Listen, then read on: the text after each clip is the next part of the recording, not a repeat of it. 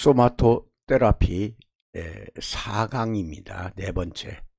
S요법, 즉 소마토요법을 실행할 때 중요한 점은 혈액의 정화를 위해서는 반드시 폼바스로 입욕을 하는 것이 좋습니다.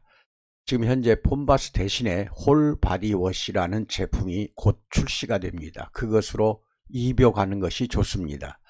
1개월 이상 준행하면 고지혈증, 고콜레스테롤 혈증이 정상화가 되고 혈전이 맑아지면서 혈액의 정화가 이루어진다는 것은 경험상으로 그동안 많은 보고가 올라오고 있습니다.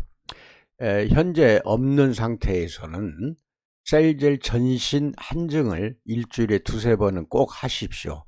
그렇게 되면은 폼바스 안에도 혈액 정화가 이루어집니다. 심한 상태일 경우 홀바디 워시 입욕을 수면 전에 반드시 집에서 15분간 매일 시행하는 것이 좋습니다. 근데 이게 좀 어려운 부분이 있을 거예요. 왜냐하면 욕조가 있어야 됩니다. 집에 공주 욕조라 해서 다리 4개 있는 거 사다가 놓고 그렇게 하시든지 하는 것이 건강을 유지하는 데는 매우 좋습니다. 욕조 없는 아파트나 가정을 말하는 것입니다. 아마 공주 욕조 다리 4개 있는 것은 한 20만원 안 갈 겁니다. 한 10만원에서 20만원 이 정도면 구입이 가능할 것입니다. 약 3개월 이상 매일 시행하고 경과가 좋아지면 횟수를 조절해서 평생 시행하는 것이 좋습니다.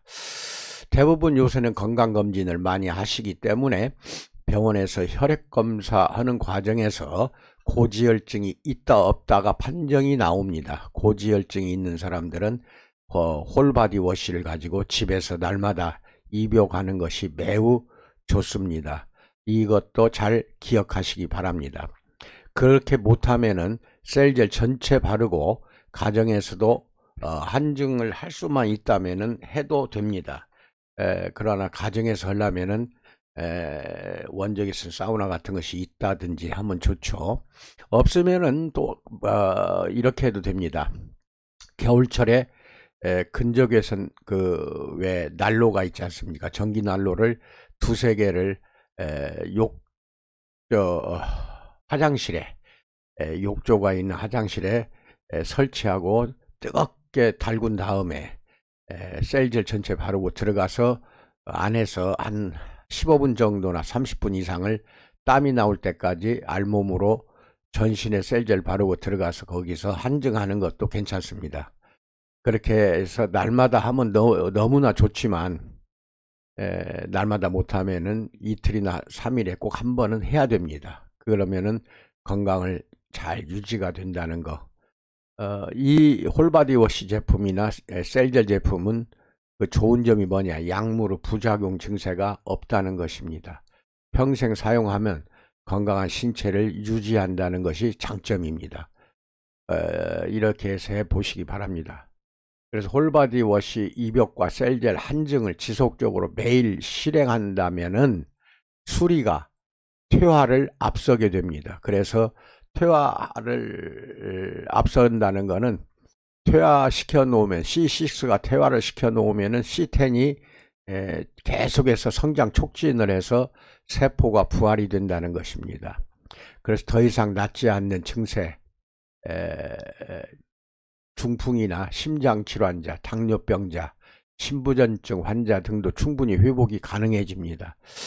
그러니까 제가 중국에서 박사학위 받을 때에는 난치병, 희귀병을 개선해서 그걸로 인하여 받은 것이기 때문에 주로 그때에는 셀젤과 폼바스 이 2가지로 그렇게 처리를 했던 것입니다. 현대의학이나 동양의학으로 더 이상 개선이 불가능한 난치성 내지 불치성 질환들의 개선이 가능한 것도 알고 보면은 치유하는 게 아니라 C10이 C6를 앞서게 되어 좋지 않은 세포가, 즉 죽은 세포가 부활이 된다는 점입니다. 이것도 중요한 점이니까 잘 알고 계십시오. 첫째, 운동요법, 엑서사이즈 테라피의 중요성에 대해서 말씀드립니다. 중증 환자 및 고도 비만자, 그리고 운동을 하면 더욱 지병이 깊어지는 환자들 외에는 반드시 실천해야 합니다. 중증 환자는 운동하라고 해도 못하고, 고도비만자는 걷기도 싫어하고, 또 운동하면은 지병이 더 깊어지는 환자들 외에는 운동요법을 반드시 하는 것이 좋다는 것입니다. 일단 운동을 시작하기 전에 의사와 상담이 필요합니다. 자신도 모르는 질병이 진행 중인 경우에 생각해야 합니다. 그래서 의사가 하라는 그 방법대로 운동을 하시기 바랍니다. 이런 경우에는 운동요법의 대안인 이제 소마토요법을 실행을 해야 되는데, 이게 무슨 말이냐면은 운동 못하는 사람들은 센터나 지사에 가서 한증을 하고 셀젤로 그렇게 해서 소마토요법을 실행하십시오. 시작 첫날부터 무리하게 운동을 하면 안 됩니다. 근육과 관절은 아직 전속력으로 달릴 준비가 되어 있지 않습니다. 그래서 처음부터 심하게 운동하지 마시고 단계별로 이렇게 상승시켜 나가시기 바랍니다. 평생 주 4일 동안 유산소 운동을 해야 되는데, 일주일에 6일 동안 운동을 하는데 6일 중 4일은 유산소 운동을 꼭 하라는 것입니다. 유산소 운동은 산소가 필요한 운동을 말하는 것입니다. 심박동수를 높이고 그 상태를 유지하게 해주는 가장 확실한 운동입니다. 자전거 타기, 조깅하기, 러닝머신에서 달리기, 경보, 걷는 것이죠. 여기에 해당된 요 방금 말하는 이것이 유산소 운동입니다. 그런데 테니스나 골프는 유산소 운동이 절대 아닙니다. 이것은 즐겨하지 마시기 바랍니다. 주로 헬스센터에 가면은 자전거 타기, 조깅하기 다 있죠. 러닝머신 달리기, 경보하기. 이것은 센터에서 해도 되고 야외에서 해도 됩니다. 이것은 여러분들이 선택해서 운동을 할 수만 있다고 한다면은 주 6일 동안 중에서 4번, 4일간은 일주일에 4일간은 유산소 운동을 반드시 하는 것이 건강상 유익하다. 이것은 알고 계시기 바랍니다. 그 다음에 처음 몇 주 또는 몇 달 동안은 주 6일 모두 유산소 운동만 하시기 바랍니다. 그래서 운동을 하면서 대화도 이어갈 수 있을 만큼 강도가 낮은 운동을 하십시오. 길고 느린 유산소 운동을 하시기 바랍니다. 강하게 하지 마세요. 이때 심박수는 최대치의 60에서 65% 정도가 높아집니다. 이렇게 하는 이유는 혈액을 몸 전체에 순환시키는 능력을 향상시키기 때문입니다. 혈액순환은 연료와 산소를 근육에 도달시키는 능력을 통제하기 때문에 이 연료와 산소가 반드시 근육에 도달해야 됩니다. 여기서 연료라는 것은 영양소를 말합니다. 영양소 플러스 산소 두 가지가 근육 속에 구석구석 도달하면은 그 근육이 증대가 됩니다. 근육에 도달된 연료와 산소가 연소원제 일으킵니다. 태웁니다. 즉 산소가 영양소를 태워서 인체가 움직일 수 있는 능력을 길러주는 것입니다. 인간이 움직일 수 있는 이유는 근육이 수축하기 때문입니다. 근육이 이완되었다 수축하고 이런 과정을 반복해야 됩니다. 그리고 세포 속에 이제 미토콘드리아라는 것이 세포 안에 들어 있어요. 이게 라이터 역할을 합니다. 아까 말하는 영양소 즉 연료와 산소를 태우려면 라이터 불을 켜줘야 됩니다. 그래야 이 산소가 영양소를 태우는 것이죠. 그때 태우는 역할하는 라이터 역할하는 게 세포 속에 있는 미토콘드리아입니다. 이게 수백만 개의 엔진이 있는 지방이나 포도당을 산화시켜 즉 태워서 그것으로 근수축 에너지를 생성합니다. 운동을 하면 근육이 수축이 돼야 되는데 이때 필요한 에너지는 지방이나 포도당을 태운다는 겁니다. 이러니까 비만자에게도 유산소 운동은 꼭 필요합니다. 이 미토콘드리아가 근수축과 지구 생명체 진화의 열쇠가 되는 것이 미토콘드리아입니다. 미토콘드리아는 원래 약 20억 년 전 산소를 태우기 위하여 박테리아에서 처음으로 만들어진 것입니다. 애초에 에너지 생성을 위해서가 아니라 산소를 제거하기 위하여 생겨난 것입니다. 그래서 산소가 몸 안에 많이 있으면 이게 문제가 많습니다. 또 정상세포를 산소가 공격해서 죽입니다. 이것이 활성산소라고 알려져 있죠. 그러니까 몸 안에 있는 산소는 태워야 됩니다. 이 당시 대기 중에 처음으로 생겼고, 이 미토콘드리아가 알고 본 독성이 매우 강하여 제거를 하고자 한 것입니다. 산소가 독성이 있다는 것입니다. 산소 독성은 지금도 동일합니다. 세포 안에 있는 산소를 태우는 능력이야말로 동물들에게 움직일 수 있는 힘을 제공합니다.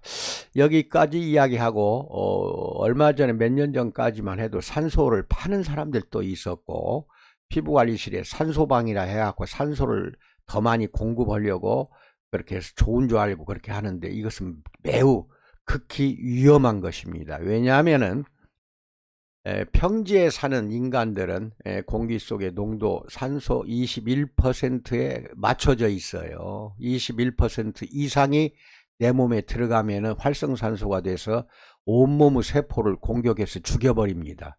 이 산소가 많으면 많을수록 좋은 것 같아도 큰일 납니다. 그러니까 일부러 산소를 마시려고 하지 마시기 바랍니다. 예를 들어 서울 하늘에 있는 공기 중에 산소도 21%가 딱 맞춰져 있고, 높은 산 또는 낮은 산이 됐든 산속의 맑은 공기도, 시골의 맑은 공기도 21%입니다. 그래서 적응이 되어 있습니다. 다만 틀린 점은 서울 하늘에 있는 공기는 좀 오염되었다는 것 뿐이지, 산소는 21%가 정확히 있어요. 거기에 우리는 적응이 되어 있는 겁니다. 물론 높은 산에 올라가면 산소가 희박해지죠. 이때에는 산소가 필요합니다. 엄청 낮은 산소 농도가 내 몸을 또 지치게 만들기 때문에 거기에 적응이 안 된 사람들은 높은 산에 오랫동안 살 수가 없습니다. 내려와야 됩니다. 즉 평지의 산소 농도는 시골이나 서울이나 21%에 우리는 적응이 되어 있다는 것도 알고 계시기 바랍니다. 더 많이 들어가면 안 됩니다. 산소방을 만들지 마세요. 절대로 이것은 위험한 것입니다. 또 어떤 경우는 수소가 좋다고 수소방을 만드는데, 이것도 절대로 해서는 안 됩니다. 산소나 수소는 우리 몸에 필요한 만큼 공기 중에 다 있어요. 그것을 일부러 더 마시게 하면 안 된다는 것입니다. 박테리아의 미토콘드리아는 500만 년 전 인류 조상의 세포에 침입을 했습니다. 인류의 원시 조상들은 미토콘드리아를 근육에 장착을 했고 유산소 대사를 시작하게 됐습니다.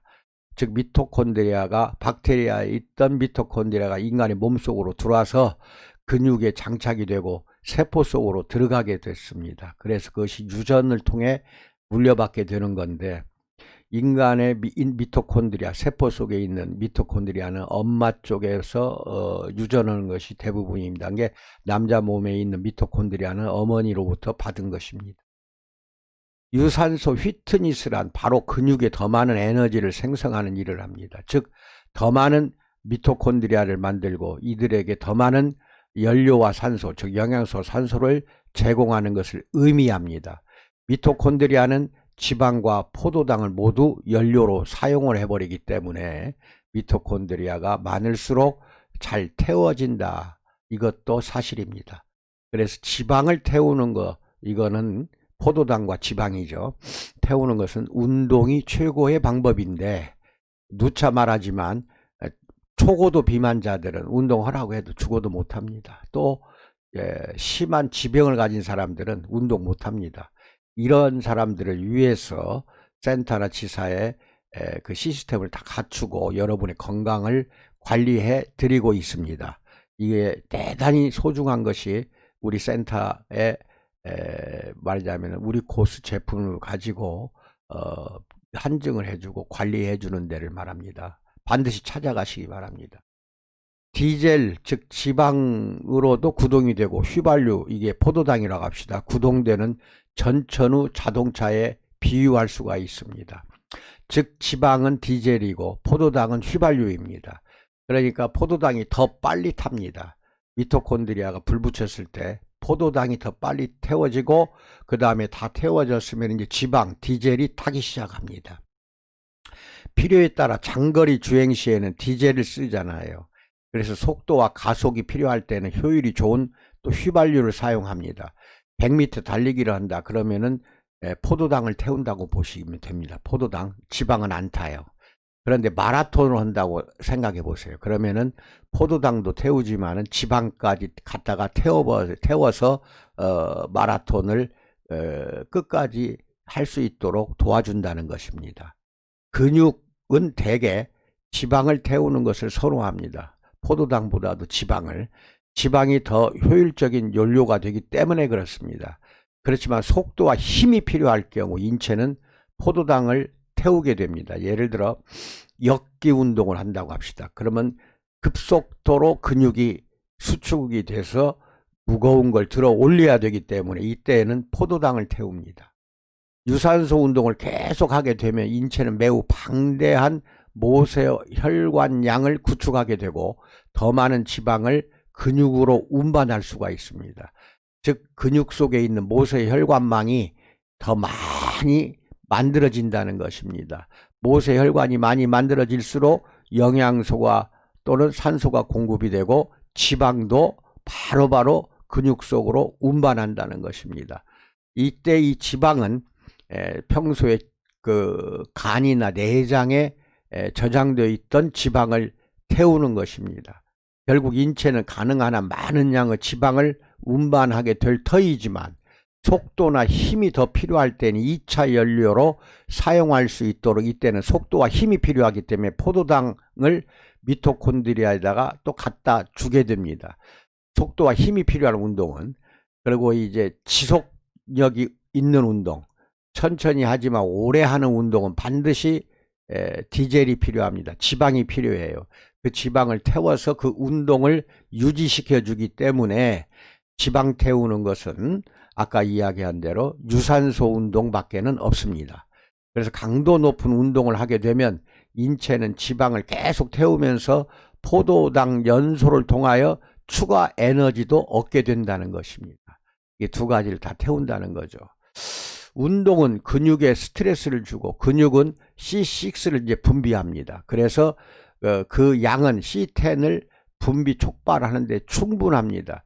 그러니까 C6가 먼저 오래된 세포, 병든 세포, 노화된 세포, 기형세포를 다 파괴시켜서 없애버립니다. 근육 속에서 C6가 분비가 많을수록 파괴량도 많아집니다. 그러면 파괴된 그 자리에 C10이 또 분비가 돼요. 그래가지고 새로운 세포가 만들어지게 해준다는 것입니다.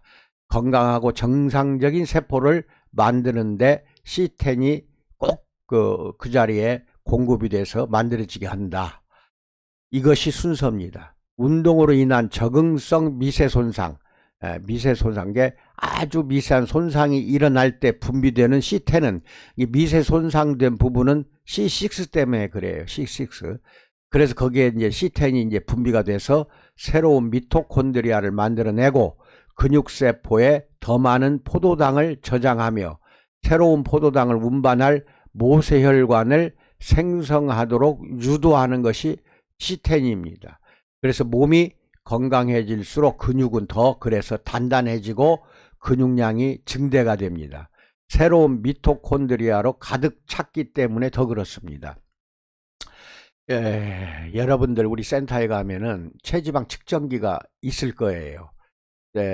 복부를 예를 들어서 누워서 한 30분 관리를 받아보세요. 셀젤 듬뿍 바르고 30분간 마사지하고 또 셀젤 그 위에 듬뿍 바르고 열을 가합니다. 그래서 한 30분 후에 하기 전에 체지방 측정기를 잰거하고 하고 나서 잰 것을 비교 분석하십시오.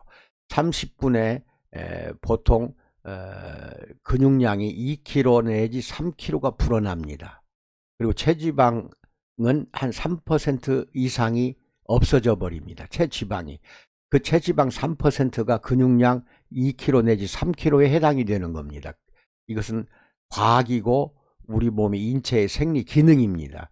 그러니까 운동을 하지 못하는 사람은 셀젤 바르고 한증을 하게 되면 반드시 100% 체지방은 태워서 없어지고 근육량이 늘어나는 것을 볼 수가 있습니다. 얼마나 좋습니까? 반드시 셀젤 한증하는 거 센터 찾아가서 하십시오. 평소에 운동 못하는 사람은 날마다 찾아가서 하십시오. 날마다.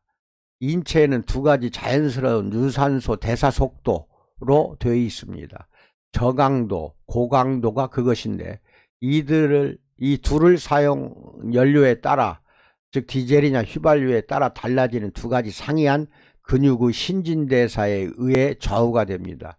저강도의 가벼운 유산소 운동은 지방을 태우고, 반면에 고강도 힘든 유산소 운동은 포도당을 태운다는 것입니다. 지방을 태우려면은요, 천천히 하면서도 꾸준히 1시간, 2시간 계속 하는 운동, 이것을 해야만이 지방이 태워지는 것입니다.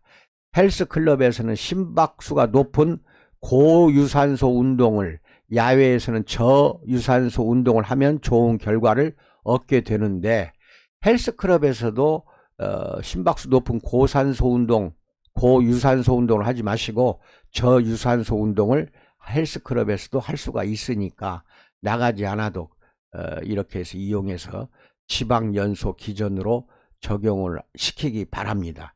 그렇게 하면서 센터에 가서는 복부나 전신에 셀제를 바르고 한증하는 요법, 반드시 같이 두 가지, ES, 엑서사이즈와 소마토테라피 두 가지를 같이 한다면은 비만이 급속도로 조절이 되고 건강하고 근육이 탄탄해지고 증대가 됩니다.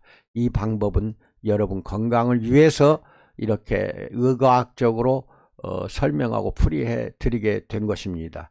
내일은 소마토테라피 5강을 진행하겠습니다. 이상입니다.